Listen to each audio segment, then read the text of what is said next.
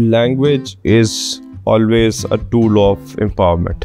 Our cultural roots will still be connected to our mother tongue, but to communicate for business purposes and for study purposes, English is an absolute must. If they are given the right tools and techniques for it, the teachers have a great role to play in enhancing their oral communication, comprehension skills, and their critical thinking skills at the primary school level. That's where the role of EAST has been very, very crucial. So if you improve the English language skills, you are actually contributing directly to the learning foundation of these kids, so that when other subjects are being taught in English, they could understand those subjects effectively and the overall learning outcomes could be improved.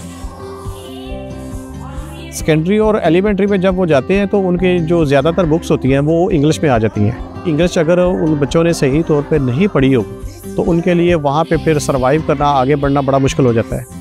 जिसके result क्या होता है कि बच्चा drop out होता है और बच्चा एजुकेशन से पीछे चला जाता है, specially in rural areas due to lack of awareness about this.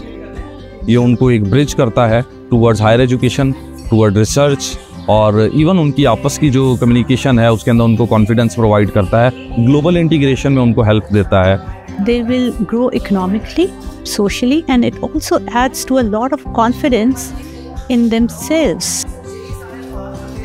End beneficiary is the primary school student in each project. If the teachers practically use all those skills which they have been trained on, we can create a very conducive learning for the students.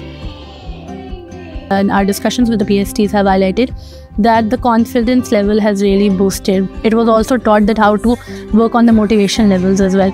So I think that the students have been really motivated and their confidence level has grown up in the classroom where these activities were being implemented.